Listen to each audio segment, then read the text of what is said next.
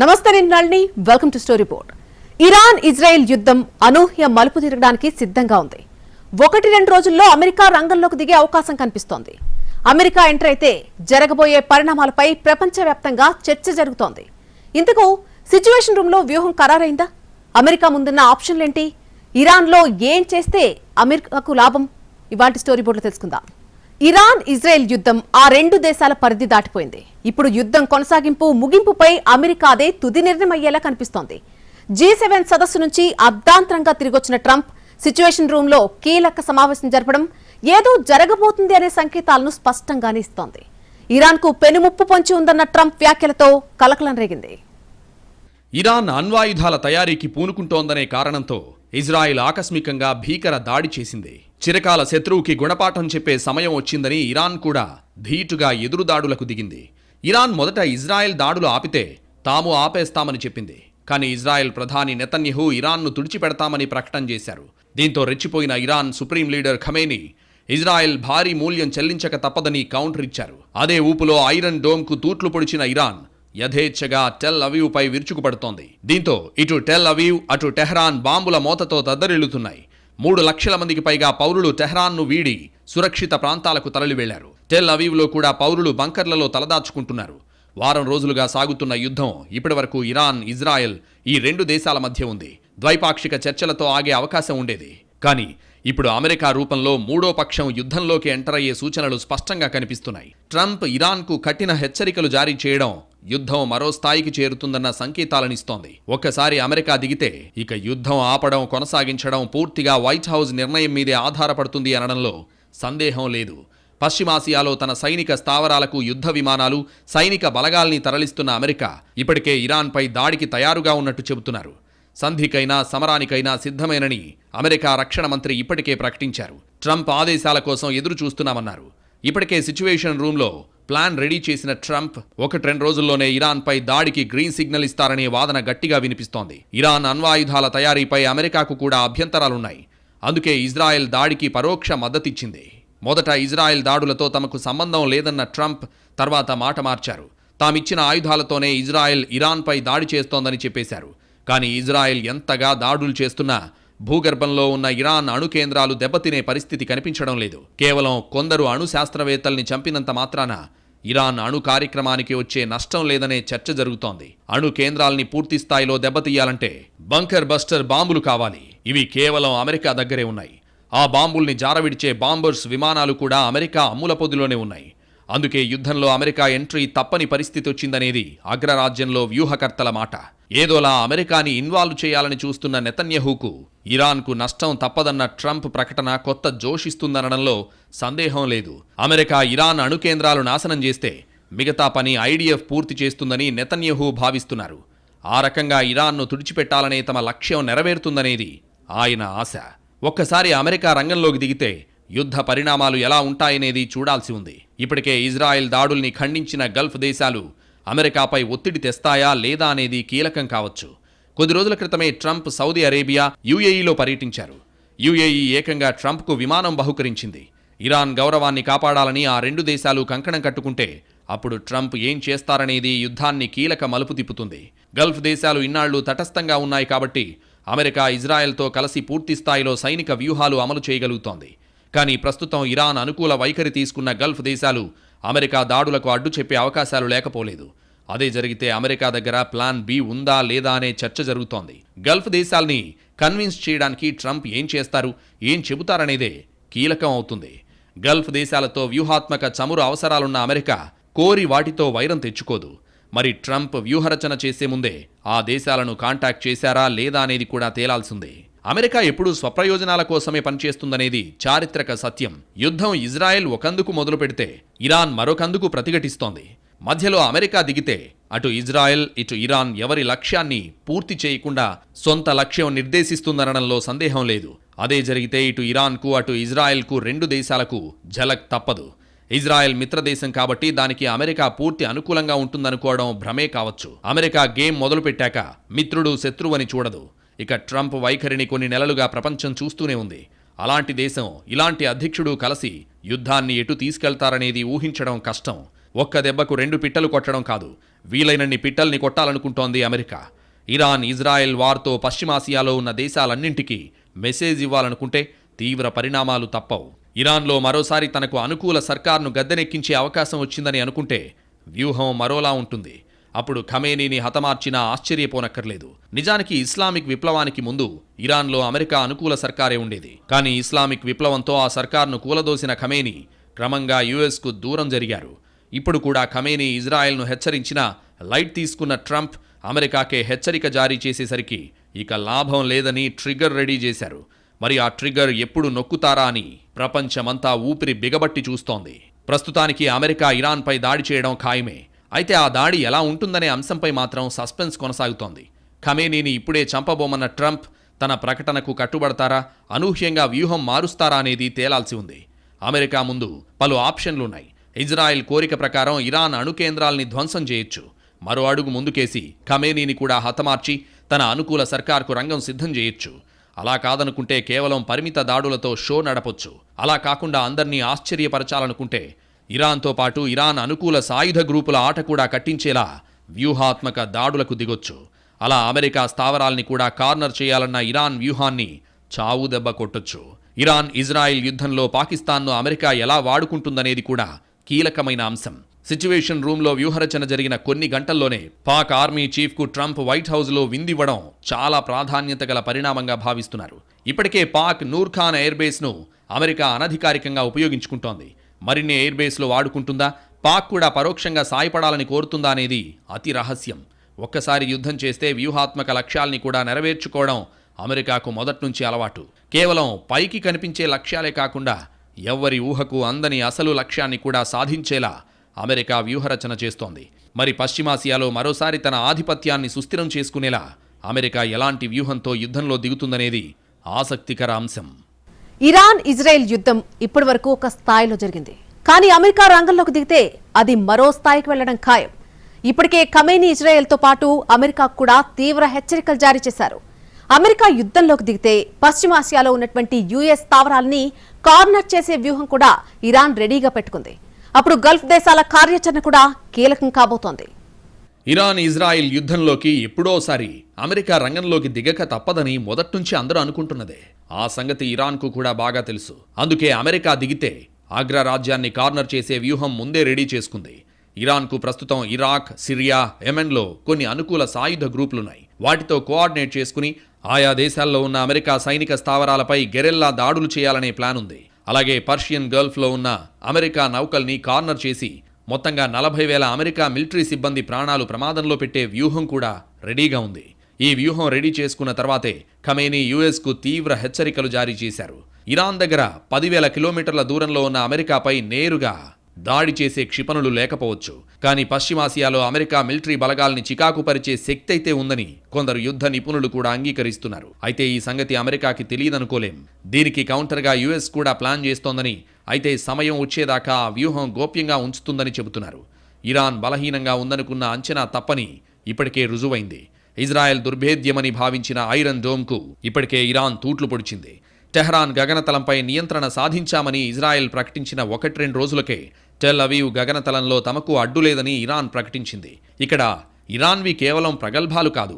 Tell అవీవ్లో జరుగుతున్న దాడుల వీడియోలు చూస్తే అక్కడ భారీ నష్టం జరుగుతోందని అర్థమవుతోంది. పైగా ఇరాన్ దగ్గర కూడా సీక్రెట్ వెపన్స్ ఉన్నాయా అనే కొత్త సందేహాలు కూడా పుట్టుకొస్తున్నాయి. ఇప్పటివరకు ఇరాన్ ఇజ్రాయెల్ యుద్ధంగా ఉన్న పోరు రాబోయే రోజుల్లో అమెరికా ఇరాన్ వార్గా పరిణమిస్తుందా అనే ఆందోళన లేకపోలేదు. అదే జరిగితే గల్ఫ్ దేశాలు పోషించే పాత్ర కీలకం కాబోతోంది. ఇరాన్ ఆత్మగౌరవమే ముఖ్యమని గల్ఫ్ దేశాలు స్టాండ్ తీసుకుంటే అమెరికా కూడా ఎంతో కొంత దాడుల తీవ్రత తగ్గించాల్సి రావచ్చనే అంచనాలున్నాయి. కానీ ఖమేనీ ఆ స్థాయిలో గల్ఫ్ దేశాల మద్దతు సంపాదించగలరా అనేది చూడాలి. అమెరికా యుద్ధంలోకి దిగే ముందే ఇవన్నీ చూసుకుంటుంది. ఇప్పటివరకు ఇజ్రాయెల్కు పరోక్ష సాయం చేసిన అమెరికా భవిష్యత్తులో టార్గెట్లు విభజించి మా టార్గెట్స్ మేం ఛేదిస్తాం, మీ టార్గెట్స్ మీరు చూసుకోండనే ప్రతిపాదన కూడా తెస్తుందనే ఊహాగానాలున్నాయి. అంతేగాని నిజంగా ఇజ్రాయెల్ కోసం పూర్తిస్థాయి యుద్ధం చేస్తుందా అనే అనుమానాలు లేకపోలేదు. ప్రపంచంలో యుద్ధాలు లేకుండా చేస్తానని హామీ ఇచ్చిన ట్రంప్ యుద్ధాన్ని తీవ్రం చేసి ఎలా సమర్థించుకుంటారనే ప్రశ్నలు వస్తున్నాయి. అందుకే యుద్ధాన్ని ముగింపు దిశగా తీసుకెళ్లేలా అమెరికా వ్యూహాత్మక దాడులకే ఎక్కువ అవకాశాలున్నాయని అంటున్నారు. ఈ క్రమంలో ఇరాన్కు కొంత నష్టం జరిగినా ఖమేనీని లొంగదీసుకుంటే చాలని ట్రంప్ భావిస్తున్నారా అనేది మరో ప్రశ్న. ఇరాన్తో ఇజ్రాయెల్కు భవిష్యత్తులోనూ ముప్పు ఉండకూడదని నెతన్యాహు అంటున్నారు. మరిప్పుడు ట్రంప్ ఏం ఆలోచిస్తారనేది చూడాలి. ఇజ్రాయెల్ లక్ష్యం నెరవేరడంతో పాటు ఇరాన్లో అమెరికా అనుకూల సర్కారుండేలా ప్రయత్నం చేస్తారా అనేది ఆసక్తికరం. ఖమేనీని హతమార్చాల్సిన అవసరం ఉందా లేదా అనే విషయంపై కూడా ఇప్పుడు ట్రంప్ నిర్ణయానికి వచ్చినట్టు లేదు. అందుకే ఆయన్ను ప్రస్తుతానికి హతమార్చే ఉద్దేశం లేదని చెప్పారు. కానీ ఎప్పటికైనా ఖమేనీ ప్రాణాలు ప్రమాదంలో ఉన్నట్టే. మరి ఆయనతో లోపాయికారిగా చర్చలు జరిపి అమెరికాకి అనుకూలంగా మార్చుకుంటారా? ఉపయోగం లేదనుకుంటే ఖతం చేసి కొత్త సర్కార్ను ప్రతిష్ఠిస్తారా అనేది రాబోయే రోజుల్లో ఇరాన్ వైఖరి మీద ఆధారపడి ఉంటుంది. ఒక్కసారి అమెరికా ఇగో దెబ్బతింటే అప్పుడు గల్ఫ్ దేశాల్ని కూడా సైలెంట్ చేయడం పెద్ద విషయం కాదని ట్రంప్ అనుకుంటూ ఉండొచ్చు.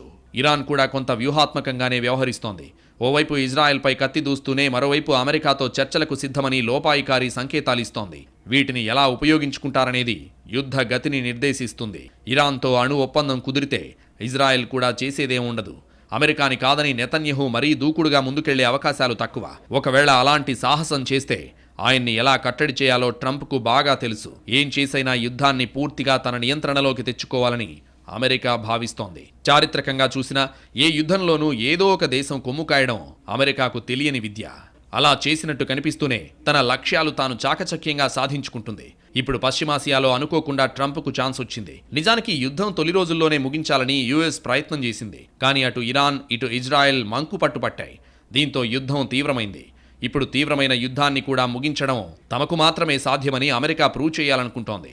దానికోసం ఎలాంటి ఎత్తుగడలు వేస్తుందనేది చూడాలి. కొంతకాలంగా అమెరికా సైనిక శక్తి మీద భిన్నాభిప్రాయాలు వస్తున్నాయి. మరీ ముఖ్యంగా ఆఫ్ఘనిస్తాన్ను తాలిబన్లకు వదిలేసి అమెరికా దాదాపు పారిపోయినంత పనిచేసిందని అప్పట్లో తీవ్ర విమర్శలొచ్చాయి. మరి అక్కడ పోయిన ప్రతిష్టను ఇరాన్లో నిలబెట్టుకోవాలని యుఎస్ ఆలోచిస్తుందా అనేది చూడాలి. ఇరాన్ను ఇజ్రాయెల్తో కలిసి దెబ్బతీయడం అమెరికాకి పెద్ద విషయమేం కాదు. తద్వారా అమెరికా సైనికంగా ఇంకా సూపర్ పవరే అని నిరూపించుకోవచ్చు.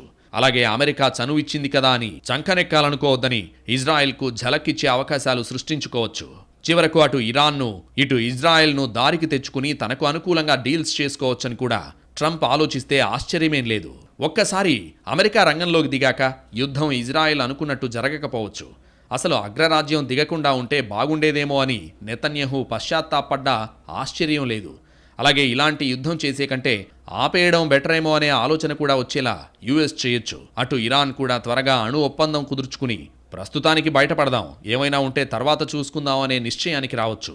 అమెరికా దేనికైనా సమర్థులే అని రెండు దేశాలకే కాదు మొత్తం ప్రపంచానికి బాగా తెలుసు. అందుకే పుతిన్ ముందే ఖమేనీని హెచ్చరించారు. కొన్ని రోజులు ఇరాన్ను విడిచి సురక్షిత ప్రాంతానికి వెళ్లమని సలహా ఇచ్చారు. కానీ ఖమేనీ పుతిన్ హెచ్చరికను బేఖాతరు చేయడమే కాకుండా అమెరికాకే హెచ్చరికలు జారీ చేసి దుస్సాహసం చేశారు. మరిప్పుడు అమెరికా దాడుల్ని ఇరాన్ ఎలా కాచుకుంటుందనేది తేలాల్సిన విషయం. ట్రంప్ పాత విషయాలు మర్చిపోయే రకం కాదు. యుద్ధం ఆపాలన్న తన సలహాను నెతన్యాహు ఎలా లెక్క చేయలేదో, ఇరాన్ ఎలా లైట్ తీసుకుందో ఆయనకు బాగా గుర్తుంటుంది. ఖచ్చితంగా సమయం వచ్చినప్పుడు తగిన గుణపాఠం చెప్పాలని అనుకుంటారు. అసలు అందుకే యుద్ధరంగంలోకి దిగుతున్నారా అనేది కూడా అనుమానమే. అమెరికా మాట కాదంటే ఏం జరుగుతుందో మొత్తం ప్రపంచానికే చూపించాలనే పట్టుదలతో ప్రయత్నించొచ్చు. యుక్రెయిన్ యుద్ధంలో ట్రంప్కు అవకాశం రాలేదు. ఇజ్రాయెల్ హమాస్ ఘర్షణను కూడా నివారించలేకపోయారు.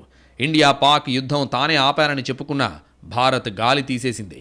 దీంతో ఇరాన్ ఇజ్రాయెల్ యుద్ధాన్నైనా ఆపాలనుకున్నారు. కానీ ఇక్కడ అనుకున్నట్టు జరగలేదు. ఎలాగూ యుద్ధం ఆపలేకపోయాం, కనీసం ముగిద్దామనే ఉద్దేశంతో ట్రిగ్గర్ నొక్కొచ్చు. ఇంతకు ట్రంప్ ట్రిగ్గర్ టార్గెట్ ఏమిటా అని ప్రపంచమంతా టెన్షన్ పడుతోంది. ఎందుకంటే అమెరికా అనుకుంటే యుద్ధాన్ని దీర్ఘకాలిక యుద్ధంగా మార్చగలదు, తలుచుకుంటే కొన్ని గంటల్లోనే ముగించగలదు. కానీ ట్రంప్ ఏం ఆలోచిస్తారనేదే అంతు చిక్కని విషయంగా ఉంది. అమెరికా ఇజ్రాయెల్కు ఎప్పటినుంచో మిత్రదేశం, అందులో ఎలాంటి సందేహం లేదు. కానీ గల్ఫ్ దేశాలతో సంబంధాలు చెడినా పర్లేదు అనేటువంటి వైఖరి తీసుకుంటుందా లేదా అనేది చూడాల్సిందే. కేవలం ఇరాన్ మాత్రమే సీన్లో ఉంటే అమెరికా పెద్దగా ఆలోచించకపోవచ్చు.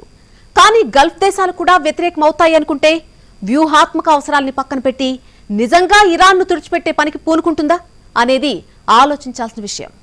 ఇరాన్ ఇజ్రాయెల్ యుద్ధం వ్యూహాత్మకంగా కీలకమైన పశ్చిమాసియాలో జరుగుతోంది. ఈ యుద్ధం ఈ ప్రాంతంలో సరికొత్త రాజకీయ సమీకరణాల్ని సృష్టించే అవకాశం లేకపోలేదు. ఎక్కడో 10,000 కిలోమీటర్ల దూరంలో ఉన్న అమెరికా పశ్చిమాసియాలో దాదాపుగా ప్రతి దేశంలో సైనిక స్థావరాలు ఏర్పాటు చేసుకోవడమే అగ్రరాజ్యం ఈ ప్రాంతానికిచ్చే ప్రాధాన్యత ఏంటో తెలుస్తుంది. ప్రపంచ చమురు అవసరాలు తీర్చేది పశ్చిమాసియాలో ఉన్న గల్ఫ్ దేశాలే. ఆ చమురు లావాదేవీలన్నీ అమెరికా డాలర్లలోనే జరుగుతాయి. ఈ కారణంగానే అమెరికన్ డాలర్ ప్రపంచ కరెన్సీగా చలామణి అవుతోంది. అందుకే గల్ఫ్ దేశాల రక్షణకు కూడా అమెరికా పూచీకత్తు తీసుకుంది. అలాంటి పశ్చిమాసియాలో ఇరాన్, ఇజ్రాయెల్కు దశాబ్దాలుగా వైరం ఉంది. ఎప్పటికప్పుడు అమెరికా ఇజ్రాయెల్ను అవసరమైనప్పుడు నియంత్రిస్తోంది, తనకు నచ్చినప్పుడు దాడులకు ప్రోత్సహిస్తోంది. అందుకే ఇజ్రాయెల్ ఏం చేసినా అమెరికాకు చెప్పకుండా చేయదని ఇరాన్ భావిస్తోంది. మొదట్లో తన భూభాగానికి పరిమితమై ఇజ్రాయెల్తో శత్రుత్వం పెంచుకున్న ఇరాన్ తర్వాత పరిధి దాటింది. ఇజ్రాయెల్పై పోరు కోసం చుట్టుపక్కల దేశాల్లోనూ సాయుధ గ్రూపుల్ని తయారు చేసి వాటిని ఉసిగొల్పుతోంది. ఈ గ్రూపులు కేవలం ఇజ్రాయెల్కే కాకుండా అమెరికాకి కూడా తలనొప్పిగా మారాయి. హౌతీలు, హెజ్బొల్లాలు అడపాదడపా అమెరికా సైనిక స్థావరాలపై దాడులకు దిగుతున్నారు. అమెరికాకు కంట్లో నలుసులా మారారు. దీనికి కారణం ఇరాన్ అండదండలే అని అమెరికా ఎప్పట్నుంచో అదను కోసం చూస్తోంది. ఇప్పుడు ఇజ్రాయెల్ యుద్ధం మొదలుపెట్టడంతో పనిలో పనిగా తన ప్రతీకారం తీర్చుకోవాలని అమెరికా ఆలోచిస్తోంది. అమెరికా ఆవేశాన్ని మరింత పెంచుతూ టెల్ అవీవ్లో యుఎస్ రాయబార కార్యాలయంపై ఇరాన్ క్షిపణి దాడి చేసింది. దీంతో రాయబార కార్యాలయం మూసేయాల్సొచ్చింది. ఈ చర్య తర్వాతే ట్రంప్ యుద్ధంలోకి దిగాలనే నిర్ణయం తీసుకున్నారనే అభిప్రాయాలొస్తున్నాయి. ఇంకా ఇరాన్ను ఉపేక్షిస్తే పశ్చిమాసియాలో అమెరికా మిలిటరీ బలగాలు ప్రమాదంలో పడతాయనే ఆలోచనకు వచ్చి ఉండొచ్చు. దీనికి తోడుగా ఖమేనీ హెచ్చరికలు కూడా పరిస్థితిని మరింత దిగజార్చాయి. ఇరాన్ అణు ఒప్పందం చేసుకోవాలని ట్రంప్ చెబితే అమెరికా దిగితే మర్చిపోలేని బుద్ధి చెబుతామని ఖమేనీ వార్నింగ్ ఇవ్వడం చిన్న విషయం కానే కాదు. దీన్ని అమెరికా తీవ్రంగా పరిగణించే అవకాశాలే ఎక్కువ. ఇరాన్ అణ్వాయుధాలు సమకూర్చుకుంటోందా లేదా అనే అంశంపై భిన్నాభిప్రాయాలున్నాయి. అణ్వాయుధాలున్నాయనడానికి ఆధారాల్లేవు, కానీ యురేనియం నిల్వలు మాత్రం భారీగానే ఉన్నాయని తేలిపోయింది. ఇరాన్ చెబుతున్నట్టుగా శాంతియుత అవసరాల కోసం అంత నిల్వ అక్కర్లేదని, అవి ఖచ్చితంగా ఆయుధాల తయారీ కోసమేనని అనుమానాలు బలపడుతున్నాయి. ఈ కోణంలో ఆలోచిస్తే అమెరికా లక్ష్యాలు ఎలా ఉంటాయనేది ఊహించడం కష్టమే. ఇరాన్ను తుడిచిపెట్టడం ఇజ్రాయెల్ ఏకైక లక్ష్యం. కానీ అమెరికాకు అదే లక్ష్యం ఉండాలనే రూలేం లేదు. అందుకే యుఎస్ ఏం చేయబోతోందనేది ఎవరికీ అంతు చిక్కడం లేదు. అమెరికా వ్యూహాలు కేవలం ట్రంప్ ఆలోచనలకు తగ్గట్టే ఉంటాయని అనుకోలేం. ట్రంప్ సహచర రిపబ్లికన్ల ఆలోచనలు కూడా కీలకమే. వారిలో కొందరు ఇటు ఇజ్రాయెల్, అటు ఇరాన్ రెండు చోట్ల ప్రభుత్వాలు మారాలని కోరుకుంటున్నారనే ఊహాగానాలున్నాయి. అదే నిజమైతే ఆ లక్ష్యాన్ని అమెరికా ఎలా రీచ్ అవుతుందనేది ఆసక్తికరం. ఖమేనీ అమెరికా హెచ్చరికల్ని ఖాతరు చేయలేదు. అలాగని నెతన్యాహు కూడా ట్రంప్ మాటను గౌరవించలేదు. పైగా అమెరికా మద్దతిచ్చినా ఇవ్వకున్నా తాము ఒంటరిగా పోరాడతామని ప్రకటించారు. అమెరికా సాయం లేకుండా ఇరాన్ అణు కేంద్రాల్ని ధ్వంసం చేయలేమని తెలిసి కూడా నెతన్యాహు నోట ఇలాంటి మాటలు రావడాన్ని రిపబ్లికన్లు జీర్ణించుకోలేకపోతున్నారు. అందుకే ఆయన సర్కార్ను కూడా మార్చాలని ఆలోచిస్తున్నట్టుగా ప్రచారం జరుగుతోంది. అప్పుడు రెండు కొత్త ప్రభుత్వాల మధ్య సయోధ్య కుదర్చడం సులువని, భవిష్యత్తులోనూ యుద్ధం రాకుండా పరిస్థితిని అమెరికా నియంత్రించొచ్చని దూరాలోచన చేస్తున్నారు. ఇప్పటికే నెతన్యాహు సర్కార్పై ఇజ్రాయెల్లో వ్యతిరేకత ఉంది. యుద్ధంతో ఆయన దాన్ని కవర్ చేసుకుంటున్నారనే వాదన గట్టిగా వినిపిస్తోంది. హమాస్ చెరలో బందీల విడుదలే లక్ష్యంగా హమాస్పై దాడి చేసిన ఇజ్రాయెల్ అసలు సంగతి వదిలేసింది. బందీల్ని విడిపించకుండానే ఇరాన్తో యుద్ధానికి దిగడం ఇజ్రాయేలీలకు నచ్చడం లేదు. ఈ పరిణామాన్ని తాము సానుకూలంగా వాడుకోవచ్చని అమెరికా అంచనా. అలాగే ఇరాన్లోనూ ఖమేనీ మొండి పట్టుదల క్రమంగా వ్యతిరేకతకు దారితీస్తోంది. మంకు పట్టుతో యుద్ధాన్ని దేశంపై రుద్దుతున్నారని కొందరు అభిప్రాయపడుతున్నారు. మరికొన్ని రోజులు యుద్ధం కొనసాగితే ఇరాన్కు మరింత నష్టం జరిగితే ఆ భావన మరింత బలపడుతుంది. అప్పుడు ఖమేనీని కూడా తప్పించొచ్చని అమెరికా ఆలోచిస్తోంది. అమెరికా ఇజ్రాయెల్ మాదిరిగా కేవలం సైనిక లక్ష్యాలే పెట్టుకుందనుకోవడం భ్రమే. ఖచ్చితంగా రాజకీయ లక్ష్యాల సాధన కోసం సైనిక చర్యకు దిగుతుందని యుద్ధ నిపుణులు ఊహిస్తున్నారు. అమెరికా ప్రత్యేక ఆపరేషన్ల నుంచి పూర్తిస్థాయి యుద్ధం వరకు దేనికైనా సిద్ధమేనని ఇప్పటికే సంకేతాలిచ్చేసింది. తద్వారా అందరి ఊహాశక్తికి బాగానే పనిచెప్పింది. ట్రంప్ ట్రిగ్గర్ నొక్కుతారని మాత్రమే అందరికీ తెలిసేలా చేసింది. త్వరలో నొక్కుతారని కూడా లీక్ ఇచ్చింది. కానీ ట్రిగ్గర్ నొక్కితే ఏ టార్గెట్లు ఛేదిస్తారనేది మాత్రం ఉద్దేశపూర్వకంగా రహస్యంగా ఉంచుతోంది. యుద్ధం ఎన్ని రోజులు జరిగితే తనకు ప్రయోజనమని అమెరికా భావిస్తుందో కూడా చూడాల్సి ఉంది. ఇప్పటికే ఇరాన్ ఇజ్రాయెల్ వార్ను నిశితంగా గమనిస్తున్న అమెరికా తన వ్యూహంపై ఓ అంచనాకొచ్చింది. ట్రంప్ ఆ వ్యూహాన్ని ఖరారు కూడా చేశారు. ఇరాన్లో ఎక్కువ రోజులు దాడులు చేస్తే తన ప్రతిష్ట ఇనుమడిస్తుందనుకుంటే అమెరికా ఆ పనే చేయొచ్చు. అలా కాదు, త్వరగా ముగిస్తే మంచి డీల్ కుదురుతుందనుకుంటే కొన్ని గంటల్లోనే పని ముగించొచ్చు. దేనికైనా సిద్ధంగా ఉండాలని ముందుగానే నెతన్యాహుకు అల్టిమేటం ఇవ్వొచ్చు. ఒక్కసారి అమెరికా రంగంలోకి దిగాక ఇజ్రాయెల్ ఎంతమాత్రం నిర్ణయాత్మక శక్తిగా ఉండలేదు. కేవలం సహాయ పాత్రకే పరిమితం కావాల్సి ఉంటుంది. ఎక్కువ మాట్లాడితే అమెరికా వ్యూహం ప్రకారమే దాడులు చేయాల్సి రావచ్చు. అమెరికాతో ఇజ్రాయెల్కు దీర్ఘకాలిక అవసరాలుంటాయి కాబట్టి నెతన్యాహు కూడా మరీ మొండిపట్టు పట్టే ధైర్యం చేయకపోవచ్చు. అసలు ఇరాన్ ఇజ్రాయెల్ వార్ అనేది ట్రంప్ డైరెక్షన్లో నెతన్యాహు చూపిస్తున్న సినిమా అని ఇరాన్ భావిస్తోంది. అదను చూసి డైరెక్టరే హీరోని సైడ్ చేసి ఎంట్రీ ఇస్తారనే అంచనాతోనే ఉంది. అందుకు తగ్గట్టుగానే ట్రంప్ చర్యలున్నాయి. ఇక ఇప్పటి నుంచి రాబోయే 48 గంటలు చాలా కీలకం. ఈ 2 రోజులే ఇరాన్ ఇజ్రాయెల్ యుద్ధం గతిని నిర్దేశించనున్నాయి. అమెరికా ఏ వైపు నుంచి ఎక్కడి నుంచి దాడి చేస్తుందనేది ప్రాధాన్యం గల అంశమే. ఊహించని ప్రదేశం నుంచి ఊహించని రీతిలో అమెరికా దాడికి దిగితే మాత్రం ఇరానే కాదు, మొత్తం ప్రపంచమే ఆశ్చర్యపోవాల్సి ఉంటుంది. మేక్ అమెరికా గ్రేట్ అగైన్ అంటున్న ట్రంప్ అమెరికా సైనిక శక్తిని ఘనంగా చాటే ప్రయత్నం చేస్తే మాత్రం ఇరాన్కు భారీ నష్టం తప్పకపోవచ్చు. మరి ఆ నష్టాన్ని తగ్గించుకోవడానికి ఇరాన్ ఏం చేస్తుందనేది చూడాల్సిందే. ఇజ్రాయెల్తో శాంతి అంటే సమస్య, కానీ అమెరికాతో చర్చలు జరిపితే పర్లేదనే వైఖరి తీసుకుంటుందా లేదా అనేది కీలక ప్రశ్న. అలా కాకుండా గల్ఫ్ దేశాలతో అమెరికాపై పరిమిత స్థాయిలో అయినా ఒత్తిడి తెచ్చే ప్రయత్నం చేస్తుందా అనేది మరో ఆప్షన్. మొత్తం మీద ఏం జరిగినా అమెరికా మూడ్ను బట్టే ఇక యుద్ధం జరుగుతుందనడంలో సందేహమే లేదు.